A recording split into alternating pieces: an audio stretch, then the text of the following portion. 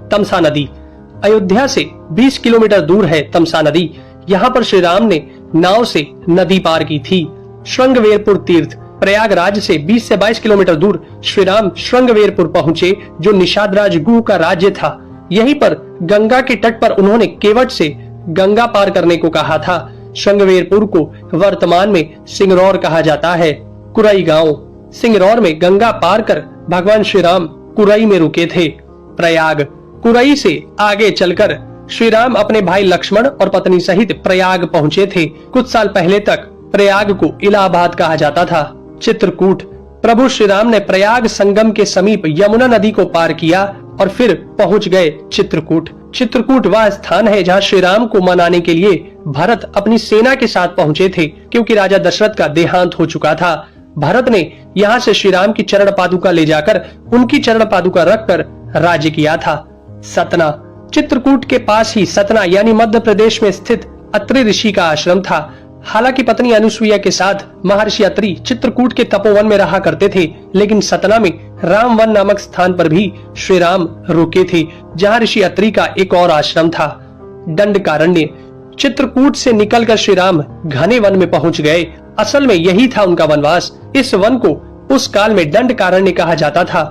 मध्य प्रदेश, छत्तीसगढ़ और महाराष्ट्र के कुछ क्षेत्रों को मिलाकर दंडकारण्य था।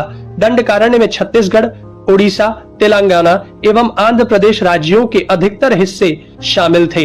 दरअसल उड़ीसा की महानदी के इस पास से गोदावरी तक दंडकारण्य का क्षेत्र फैला हुआ था। इसी दंडकारण्य का ही हिस्सा है तेलंगाना का एक शहर भद्राचलम। गोदावरी नदी के तट पर बसा यह शहर सीता रामचंद्र मंदिर के लिए प्रसिद्ध है। यह मंदिर भद्रगिरी पर्वत पर है। श्री राम ने अपने वनवास के दौरान कुछ दिन इस भद्रगिरी पर्वत पर ही बिताए थे।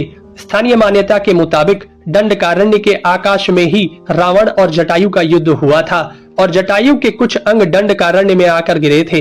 दुनिया भर में सिर्फ यहीं पर जटायु का एकमात्र मंदिर है। दंडकारण्य वन अब सिमटकर वर्तमान में भारत के छत्तीसगढ़ राज्य में ही रह गया है। पंचवटी, नासिक। दंडकारण्य में मुनियों के आश्रमों में रहने के बाद श्री राम अगस्त्य मुनि के आश्रम गए।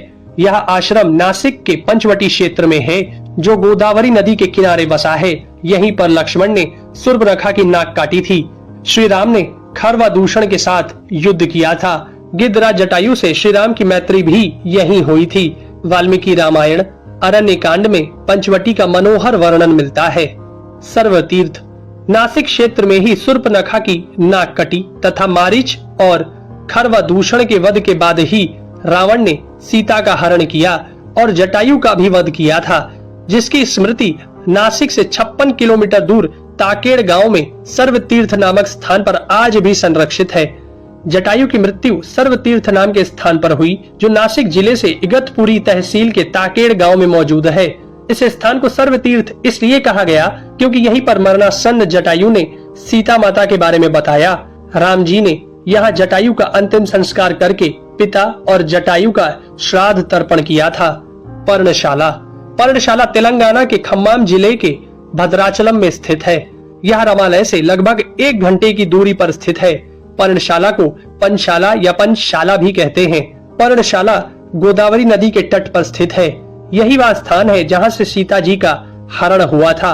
हालांकि कुछ मानते हैं कि इस स्थान पर रावण ने अपना विमान उतारा था। इस स्थल से ही रावण ने सीता को पुष्पक विमान में बिठाया था, यानी सीता जी ने धरती यहाँ छोड़ी थी। इसी से वास्तविक हरण का स्थल यह माना जाता है। यहाँ पर राम सीता का प्राचीन मंदिर है। तुंगभद्रा। सर्वतीर्थ और पर्णशाला के बाद श्री राम लक्ष्मण सीता जी की खोज में तुंगभद्रा तथा कावेरी नदियों के क्षेत्र में पहुंच गए। तुंगभद्रा एवं कावेरी नदी क्षेत्रों के अनेक स्थलों पर वे सीता जी की खोज में गए। शबरी का आश्रम। श्री राम और लक्ष्मण सीता की खोज में तुंगभद्रा और कावेरी नदी को पार करते हुए चल दिए। जटायु और कबंध से मिलने के पश्चात वे ऋष्यमुख पर्वत पहुंचे। रास्ते में वे पंपा नदी के पास शबरी आश्रम भी गए, जो आज केरल में स्थित है। पंपा तुंगभद्रा नदी का पुराना नाम है। इसी नदी के किनारे पर हम्पी बसा हुआ है। रामायण में हम्पी का उल्लेख वानर राज्य किष्किंधा की राजधानी के तौर पर किया गया है। केरल का प्रसिद्ध शबरीमलय मंदिर तीर्थ इसी नदी के तट पर स्थित है। ऋष्यमुख पर्वत। मलय पर्वत और चंदन वनों को पार करते हुए वे ऋषिमुख पर्वत की ओर बढ़े। यहाँ श्री राम ने हनुमान और सुग्रीव से भेंट की, सीता जी के आभूषणों को देखा और बाली का वध किया। ऋषिमुख पर्वत वाल्मीकि रामायण में वर्णित वानरों की राजधानी किष्किंधा के निकट स्थित था। ऋषिमुख पर्वत तथा किष्किंधा नगर कर्नाटक के हम्पी जिला बेल्लारी में स्थित है। पास की पहाड़ी को मतंग पर्वत माना जाता है। इसी पर्वत पर मतंग ऋषि का आश्रम था जो हनुमान जी के गुरु थे। कोडिकरई। हनुमान और सुग्रीव से मिलने के बाद श्री राम ने वानर सेना का गठन किया और लंका की ओर चल पड़े। तमिलनाडु की एक लंबी तट रेखा जो लगभग 1000 किलोमीटर तक विस्तारित है, कोडिकरई समुद्र तट वेलांकनी के दक्षिण में स्थित है, जो पूर्व में बंगाल की खाड़ी और दक्षिण में पाल्क स्ट्रेट से घिरा हुआ है। यहाँ श्री राम की सेना ने पड़ाव डाला और श्री राम ने अपनी सेना को कोडिकरई में एकत्रित कर विचार विमर्श किया, लेकिन श्री राम की सेना ने उस स्थान के सर्वेक्षण के बाद जाना कि यहाँ से समुद्र को पार नहीं किया जा सकता और यह स्थान पुल बनाने के लिए उचित भी नहीं है। तब श्री राम की सेना ने रामेश्वरम की ओर कूच किया। रामेश्वरम समुद्र तट एक शांत समुद्र तट है और यहाँ का छिछला पानी तैरने और सन बाथिंग के लिए आदर्श है। रामेश्वरम प्रसिद्ध सनातन तीर्थ केंद्र है। भगवान श्री राम ने लंका पर चढ़ाई करने के पहले यहाँ भगवान शिव की पूजा की थी। रामेश्वरम का शिवलिंग श्री राम द्वारा स्थापित शिवलिंग है। धनुषकोडी या धनुषकोटी। 3 दिन की खोजबीन के बाद श्री राम ने रामेश्वरम के आगे समुद्र में वह स्थान ढूंढ निकाला जहां से आसानी से श्रीलंका पहुंचा जा सकता हो। उन्होंने नल और नील की मदद से उक्त स्थान से लंका तक का पुनर्निर्माण करने का फैसला लिया। धनुषकोडी भारत के तमिलनाडु राज्य के पूर्वी तट पर रामेश्वरम द्वीप के दक्षिणी किनारे पर स्थित एक गांव है। धनुषकोडी पनबन के दक्षिण पूर्व में स्थित है।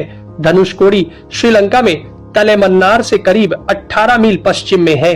इसका नाम धनुषकोडी इसलिए है कि यहाँ से श्रीलंका तक वानर सेना के माध्यम से नल और नील ने जो पुल यानी राम सेतु बनाया था, उसका आकार मार्ग धनुष के समान ही है।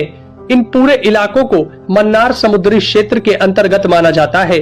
धनुषकोडी ही भारत और श्रीलंका के बीच एकमात्र स्थलीय सीमा है जहाँ समुद्र नदी की गहराई जितना है, जिसमें कहीं कहीं भूमि नजर आती है। नुवारा एलिया पर्वत श्रृंखला। वाल्मीकि रामायण के अनुसार श्रीलंका के मध्य में रावण का महल था। नुवारा एलिया पहाड़ियों से लगभग 90 किलोमीटर दूर बांद्रवेला की तरफ मध्य लंका की ऊंची पहाड़ियों के बीचों बीच सुरंगों तथा गुफाओं के भंवर जाल मिलते हैं। यहाँ ऐसे कई पुरातात्विक अवशेष मिलते हैं जिनकी कार्बन डेंटिंग से इनका काल निकाला गया है। श्रीलंका में नुवारा एलिया पहाड़ियों के आसपास स्थित रावण फॉल, रावण गुफाएं, अशोक वाटिका, खंडहर हो चुके विभीषण के महल आदि की पुरातात्विक जांच से इनके रामायण काल के होने की पुष्टि होती है। आजकल भी इन स्थानों की भौगोलिक विशेषताएं, जीव, वनस्पति तथा स्मारक आदि बिल्कुल वैसे ही हैं जैसे कि रामायण में वर्णित किए गए हैं। दोस्तों, ये सब जानने के बाद भी कुछ लोग तर्क दे ही देंगे कि प्रभु श्री राम काल्पनिक